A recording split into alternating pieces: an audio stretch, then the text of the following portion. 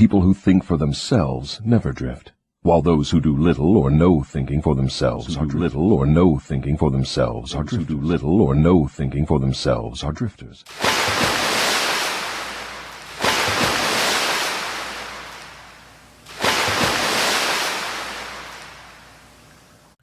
Welcome back to Oshun Ajay Exclusive, No Narc Network TV, and Bigo Live. I am the Oracle Oshun Ajay, aka the Unraveler. This is lesson 4 of Dissecting the Devil. And, I think we've learned quite a bit so far in the first 3 lessons. If you have not checked out the first 3 lessons, you still have time to catch up. Those lessons are on YouTube. We've basically learned, and thank you to the group members who answered the 2 questions at the end of lesson 3. And if you're in the group and you haven't answered the questions yet, feel free to still submit your answers. You guys are very inspiring to one another, you know what I'm saying, as well as to me. So thank you very much for answering those questions. And I'm very just proud to have you guys on board, okay? Because I know going forward as we grow that you guys are going to be a great inspiration to some people who are not at the point where you guys are, okay? So, but anyway, we're going into lesson 4, and basically right now we already know that, basically the enemy infiltrates our minds when we are our minds are idle. Okay, so that saying, an idle mind is the devil's playground, is very true. Okay, so we know that, when we are quote unquote drifting, then, we are susceptible for our minds being infiltrated in negative seeds being planted in our minds that we then nurture by giving them our attention, by daydreaming about things that we don't want to happening in the future, not realizing that our minds are very powerful, and that by us imagining these things, we are actually drawing those things to us and creating these things, giving them a form. Okay.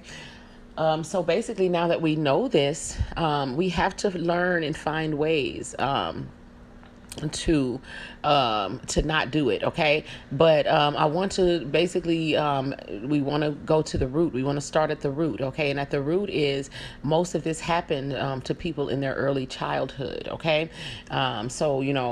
These issues need to be addressed. Okay, so a lot of people have had early childhood traumas or just traumatic childhoods altogether. Okay, so at some point, the reflection on your past, on whatever it is that you've been through, is going to have to happen. Okay, and it doesn't have to happen with anyone else. It is between you and your God. Okay.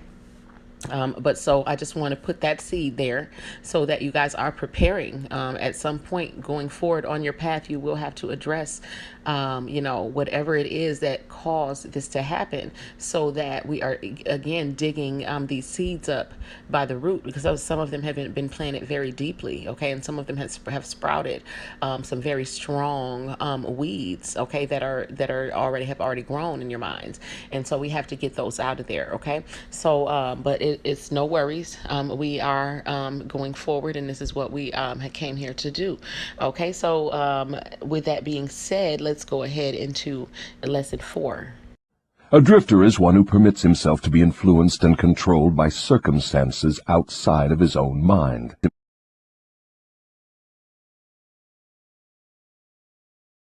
He would rather let me occupy his mind and do his thinking than go to the trouble of thinking for himself. A drifter is one who accepts whatever life throws in his way without making a protest or putting up a fight. He doesn't know what he wants from life and spends all of his time getting just that. A drifter has lots of opinions, but they are not his own. Most of them are supplied by me. A drifter is one who is too lazy mentally to use his own brain. That is the reason I can take control of people's thinking and plant my own ideas in their minds. I think I understand what a drifter is. Tell me the exact habits of people by which you induce them to drift through life. Start by telling me when and how you first gained control of a person's mind. My control over the mind of a human being is obtained while the person is young. Sometimes I lay the foundation for my control of a mind before the owner of it is born, by manipulating the minds of that person's parents. So this reminds me of when I did a reading on XXX Tentacion, and you can find that reading on my Badass Tarot 2 channel, okay? And I also did a discussion about him because he was a very interesting spirit who was intended to be a fisher of men. But what I saw when I did his reading was that his parents had been targeted before his birth, so that when he came into the world, he would not have the proper support that he needed to become what he was to become. And I'll post the link to that reading in the description box as well, okay? Sometimes I go further back than this and prepare people for my control through what you earthbound call physical heredity. You see, therefore, I have two approaches to the mind of a person. Yes. Go on, and describe these two doors by which you enter and control the minds of human beings. As I have stated, I help to bring people into your world with weak brains by giving to them before birth as many as possible of the weaknesses of their ancestors. You call this principle physical heredity. After people are born, I make use of what you earthbound call environment as a means of controlling them. This is where the principle of habit enters.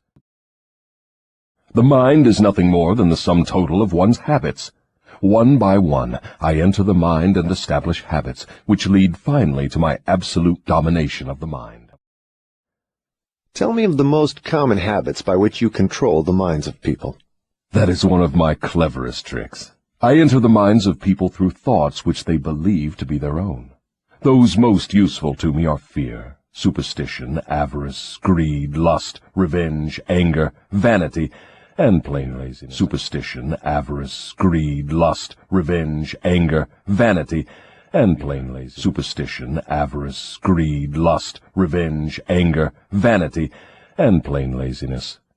Through one or more of these I can enter any mind, at any age.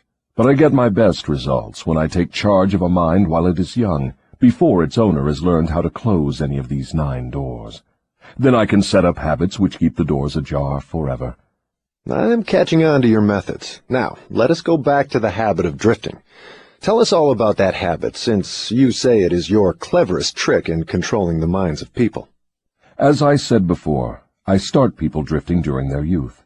I induce them to drift through school without knowing what occupation they wish to follow in life.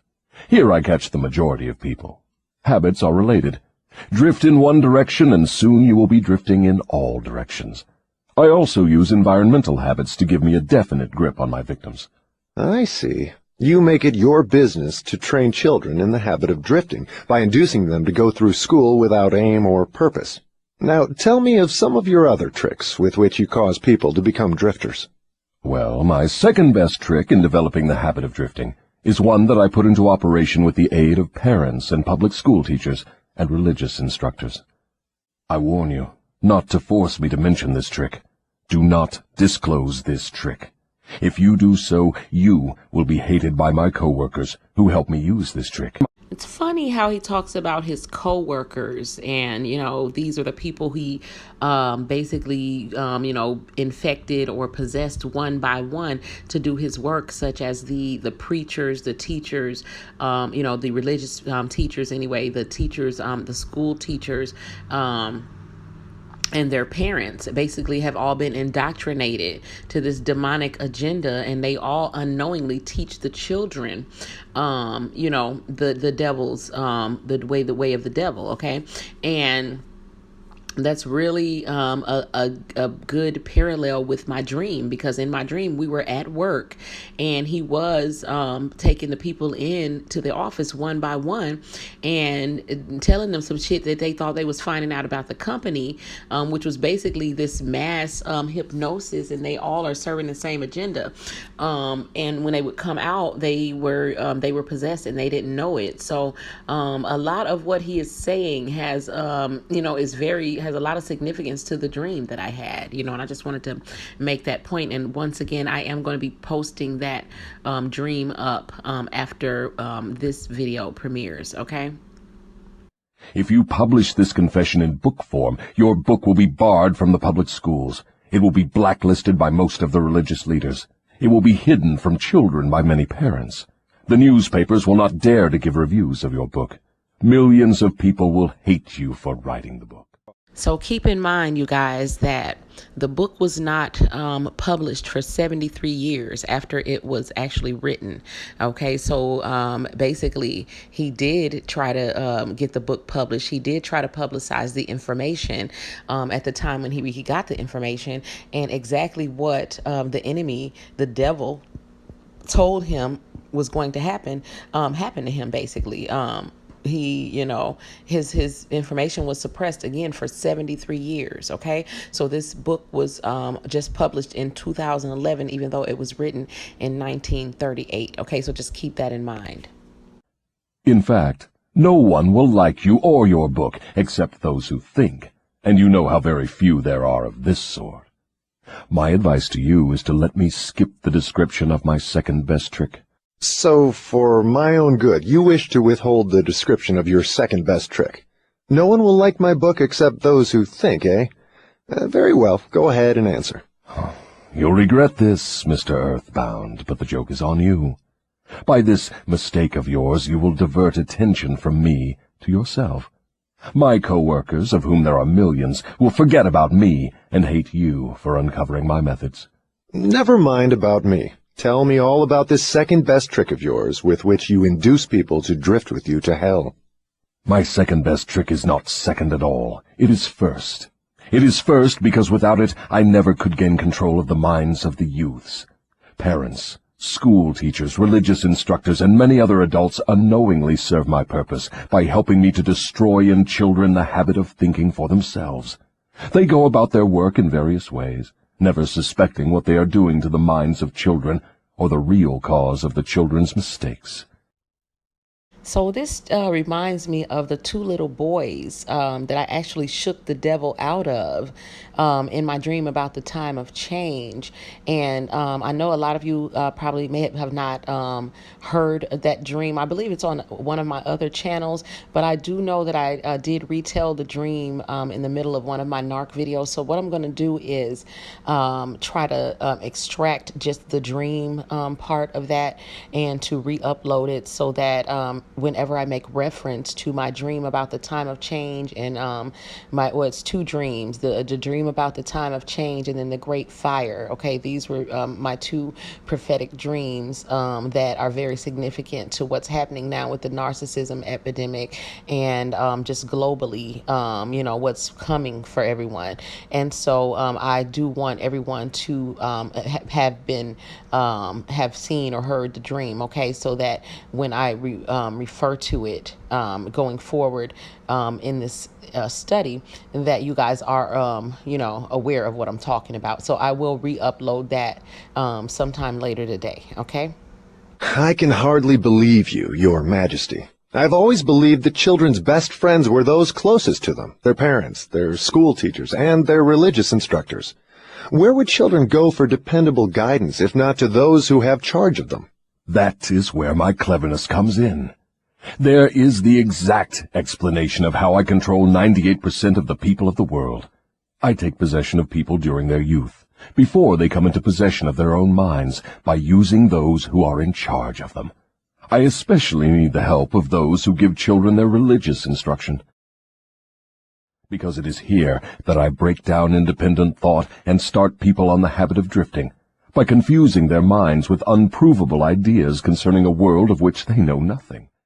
First of all, children are bored as hell in church and in school, and this is because of the subject matter and the approach. And so knowing this, most of the children are drifting while in both of these places. At the same time, a lot of subliminal seeds of fear are being planted in their minds, okay, in school concerning a lot of what's happening in the world, and in church concerning what might happen to them after they leave this world, okay, because because of what they've done in the world. And so, having people in a constant state of fear is definitely not of the Most High. And this is where, again, a lot of the seeds of the devil have been planted right there in church, where they think that they're taking their children to, be guided in the right direction in life. And for the most part, they are actually going there to be corrupted, which is basically due to the fact that putting the total responsibility for educating your children about the world around them and about quote unquote God is indirectly teaching them to drift, thereby enabling the devil's co-workers to plant seeds that will inevitably cause your child to grow into someone or something that is unrecognizable to you. What do you want to do tonight? The same thing we do every night, Pinky. Try to take over the world. Try to take over the world. Try to take over the world.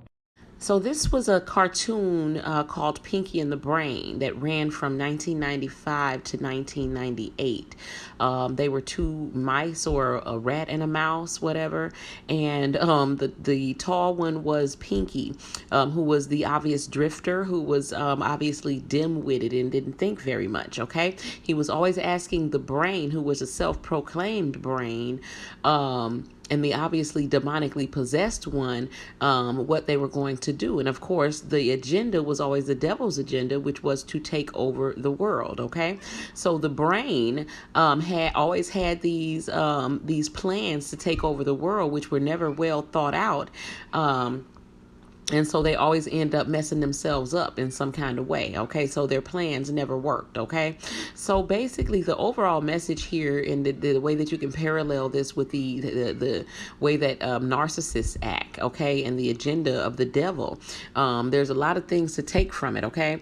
Just noticing that the devil's agenda is in place, and it has been in place for a long time, okay? Even in the cartoons, these messages, these subliminal messages are here, okay? But not only that, the overall message here is that what I've been teaching, because basically the Brain was a self-proclaimed brain, which was not very smart at all, because none of his plans ever worked. But the message to take from it is to watch how Pinky was always asking the Brain what we're going to do tonight and allowing him to make the decisions, okay? And so therefore Pinky represented the drifter, okay? And the Brain represented the one who was demonically possessed, the quote unquote narcissist, okay? And it's just very indicative of people in this society. And we want to make sure that we don't become either one of these characters, okay?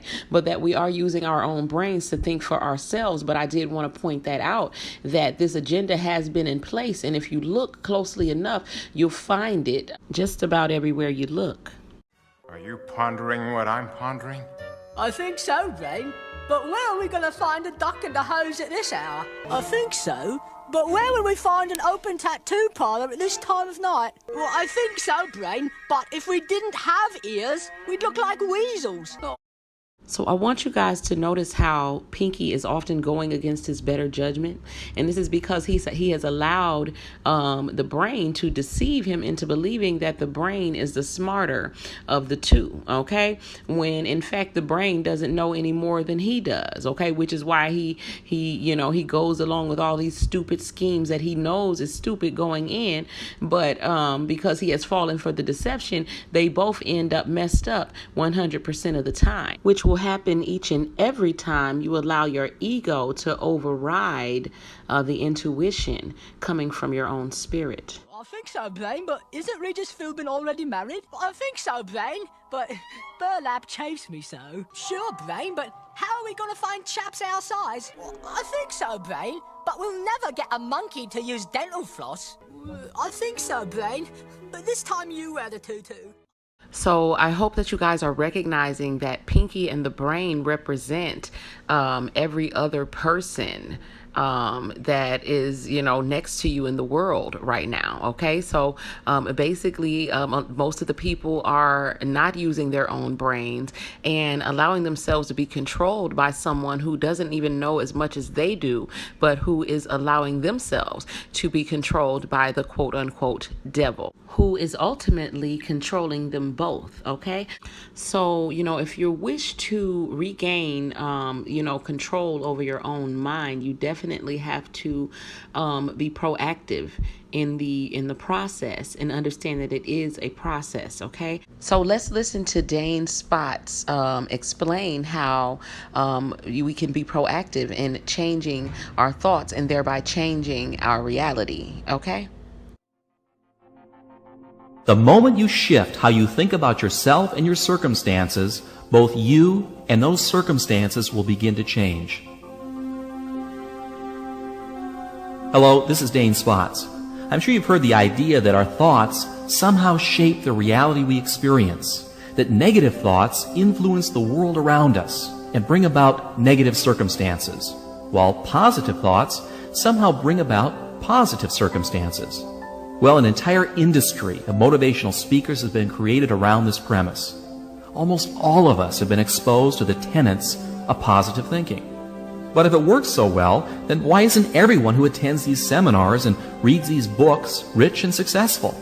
And most of all, happy? If all we need to do is to think positive thoughts, we should be able to create a positive world almost overnight, shouldn't we? What's wrong with this picture? Well, I've spent the last 20 years trying to find out. And what I've discovered is a philosophy that I'll share with you along with a set of tools and programs I think will not only be a tremendous benefit, but will literally allow you to become your potential and derive the maximum pleasure out of life. Much of what I'm about to share with you will seem simple in concept. The best ideas usually are.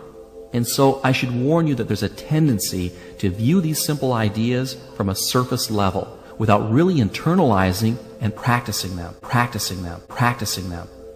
Therefore, I recommend that you listen to this tape a minimum of 4 times. 10 times would be even better. So the repetition of positive thoughts is in essence reversing the law of hypnotic rhythm to work in your favor instead of against you. Okay?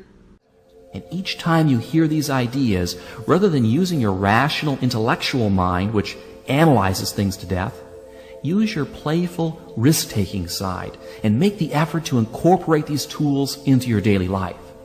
The reason I'm asking this of you is because I know that most of you will listen to this tape once and then stick it on a shelf, and you'll never really use the material. I want you to use this stuff, to practice it and internalize it. You see, it takes a commitment, a conscious commitment, to make positive change occur on a subconscious level. The tools and reprogramming processes must be used to make them work. Look, here's something I want you to realize right now. The old you will do everything in its power to prevent change. It will come up with excuses for not listening to the tapes. It will procrastinate and make excuses for not using these ideas and programs, even if they're good for you. And the reason why you'll do that to yourself is because the old you is comfortable. It has a built-in survival mechanism to protect the status quo. So I hope my badasses in the group are prepared to step outside of your comfort zones. And that's why change is so difficult. And it's also why positive thinking on a surface level always fails. Millions and millions of people attend positive thinking seminars or buy books and tapes each year, yet very few derive lasting benefits from them. If you've ever attended any of these seminars or read any of these books, you're usually high from the motivational uplift for about 2 days. Then you go back to your old self again. Listen, it isn't that the material isn't valid or doesn't work. It does. It's just that the positive thinking and motivational stories deal only with your conscious mind. And that conscious mind is not the engine that powers your life. So the seeds of positivity that we will be replacing with the negative ones that we are digging up at the root will be planted and nurtured and watered in the subconscious mind. Okay? Rather, it's the subconscious, or the unconscious portions of your mind from which your behavior and attitudes spring. Going directly into the unconscious and rewiring how you think about yourself and your future is the key to permanent and lasting change. Going directly into the unconscious and rewiring how you think about yourself and your future is the key to permanent and lasting change. Permanent and lasting change. Permanent and lasting change. And that's precisely what we'll be addressing in the private No Narc network in the days, weeks, and months going forward. Okay, so the rest of this program will be posted in the group along with some other instructions. So this is going to end lesson 4. You guys go back over again the parts that were repeated or anything that stands out to you. Take note of these things. If you have any questions, concerns, and or needs, hit me up at godess111@gmail.com. If you wish to join the private No Narc network, join Oshun Ajay exclusive. The link is in the description, along with the Cash App and PayPal donation links if you wish to support the channel. Okay, we will continue lesson 5 of Outwitting the Devil tomorrow. And until we meet again, my people, keep it classy, keep it clean, and do what you got to do to make shit happen. Peace.